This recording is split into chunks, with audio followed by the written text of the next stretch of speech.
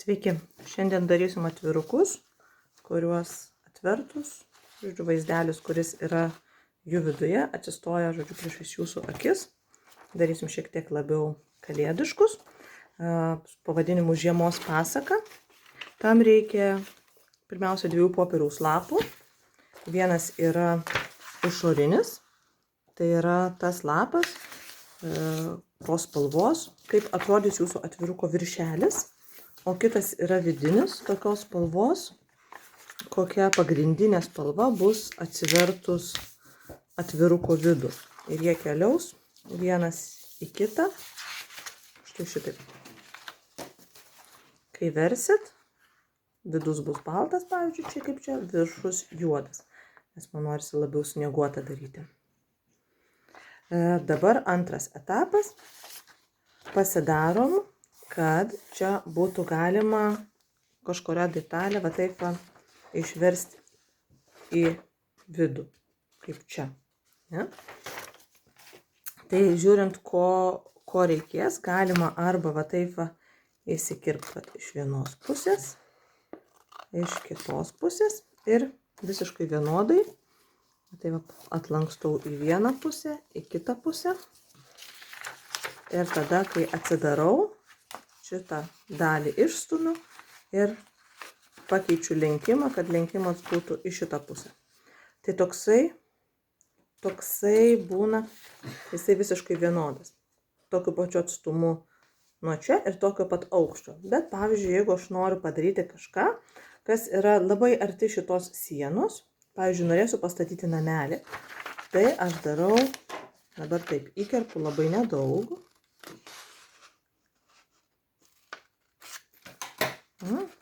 Ir pirmiausia, va čia va tik tai atlenkiu va šitą va vietą. Ir dabar užkišusi žirkles, kirpsiu nebe nuo pagrindo, o tik tai nuo šitos viršutinės sienutės. Aš šitą pasididinsiu. Opa. Na va, ir kažkurio tai momentu aš jau jį baigiu. Tada čia pasidarau lenkimą. Tik reikia svarbu, kad būtų visiškai vienodai. Nuo vieno krašto. Na va. Čia atlenkiu, kad jisai šiek tiek atsilenktų nuo čia. Tada pažiūriu, kokiu atstumu noriu, kad būtų. Jeigu maždaug tokiu atstumu, tai aš čia užsilenkiu kitą liniją. Va. O šitą liniją atsilenkiu taip, kad stovėtų į viršų. Štai. Dabar šita dalis yra labai nedaug atsitraukus nuo galinės sienelės. Šita paprastesnė ir visiškai vienodai, o šita toliau. Sekantis etapas, nusipiešiam, ką norime čia priklijuoti. Aš darysiu žiemos pasaką su muminukais. Tai nusipiešiu tėtį, kuris čia šiek tiek arčiau keliaus nešis eglutę. Ir dabar piešiu namelį, kuris bus tolumoj. Ir dabar labai svarbu, kai aš darau dydį, jeigu aš nenoriu, kad išlįstų, aš negaliu daryti tokio aukščio kaip atvirukas. Aš galiu daryti aukščiausiai tokio aukščio, kaip nuo va šitos lenkimo linijos iki krašto. Tai jeigu aš pasiguldau savo piešinį ir matau, kad jisai neišlenda, tai ir man užvertus atviruką tas piešinys neišlys. Bet jeigu namelis bus va tokio aukščio, va toks lyg tai atrodo toks pat beveik kaip piešinys, ar ne? Bet jeigu jisai tokio aukščio, aš uždarysiu atviruką, man išlys stogelis. Ir žodžiu, pirmą pasimatuojam, ar tinkamas aukštis, nusipiešiam, išsikerpam ir priklijuojam. Sudeginti kikučių. Noriu.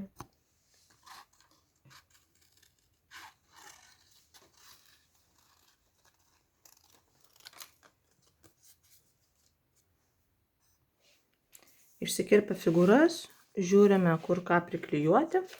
Pavyzdžiui, aš nusprendžiau čia visgi dėti pusnį. Galima panaudoti ne tik tai pačių pieštus piešinius, bet jau kažką išsikirpti iš senų piešinių. Taigi, pusnį. Pirmą patepu klijais arba tą vietą čia, kur klijuosiu, arba šičia, tiksliai tą vietą, kuri bus prilipusi. Ir kai bandau priklijuoti, aš pirmą priderinu va taip pastatytam, ar tikrai tiksliai. Ir toj vietoj yra. Va, pasibandau, ar gerai užsidaro. Ir tada tą patį darau su kitu. Dabar tolumoj pastatysiu namelį. Dar matau, kad man teks nukirpti šiek tiek pusnies, nes per plačią pasidariau. Bet čia nebėda. Vėl pasitepu šiek klijais.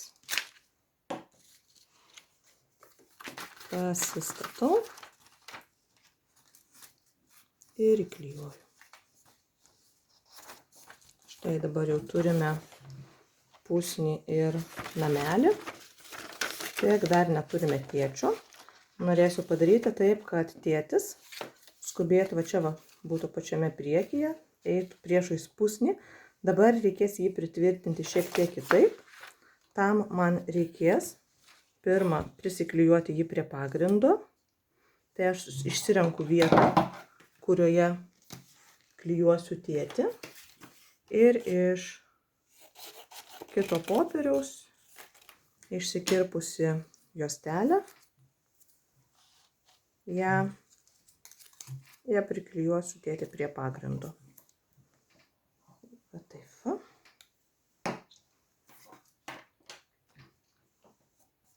Ir dabar su kita juostele prijungsiu tėtį prie pusnies, kad laikytųsi.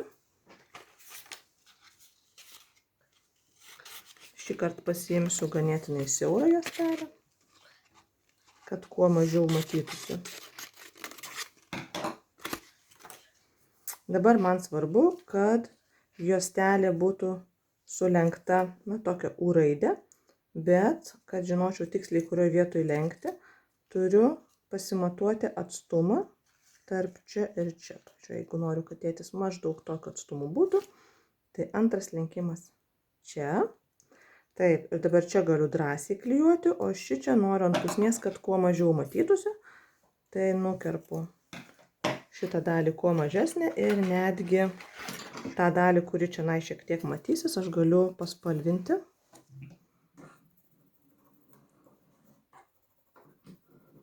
Arba galima iš karto naudoti spalvotą popierių. Ir dabar klijais patepu vieną galą, kuris lenkiasi. Viršų palieku neteptą ir patepu kitą galą. Vieną galą klijuoju prie tėčio su egle, kitą galą prie pusnies, štai toksai. Ir patikrinu, ar viskas man gerai užsilenkia. Uždedu ir tada prispaudžiu. Žiūrim, taip, kai išdžius, turėtų būti šitoks vaizdelis. Ir tada, kai jau būnu suklijavus viską, kiek aš čia ko noriu suklijuoti, tik tai tada visą šitą aš klijuoju į pagrindą. Klijuoju truputėlį vėliau, nes kol neįklijuotas, aš bet kuriuo momentu dar galiu kažkur iškirpti ir dar pridėti keletą elementų. Tai va, o dabar, kai jau viskas, tai viską ištepu klijais, išskyrus va šitas vietas. Geriausia kampus. Ir primenu, kad jeigu piešiat pieštukais, vis tiek čia yra atvirukas, mažas piešinukas, tai stengiamės padaryti kuo dailiau, kuo smulkmeniškiau. Dažniausiai neklijuoju iškart abiejų pusių, bet įklijuoju vieną. Va, įsidedu tiksliai, stengiuosi, kuo tiksliau įstatyti.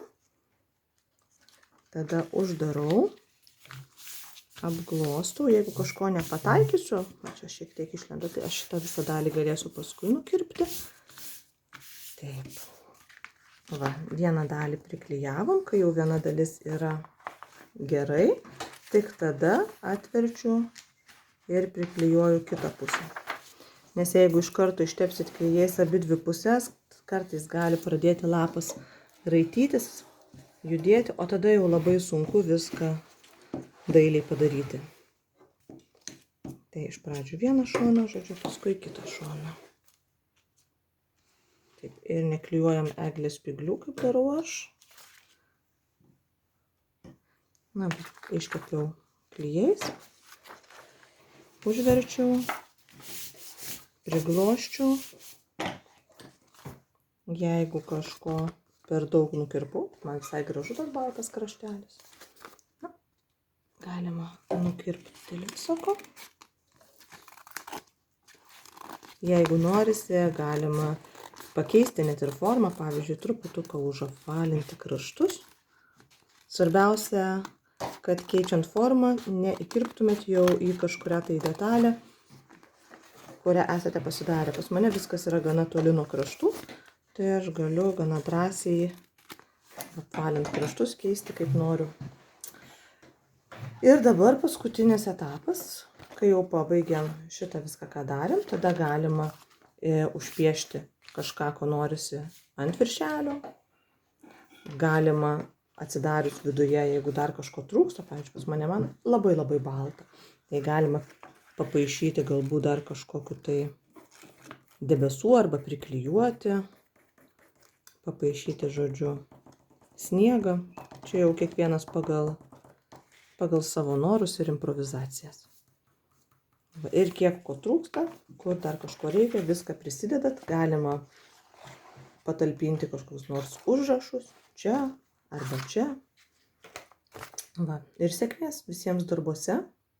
Esu tikra, kad ir pas jūs atsiras nuostabios žiemiškos pasakos.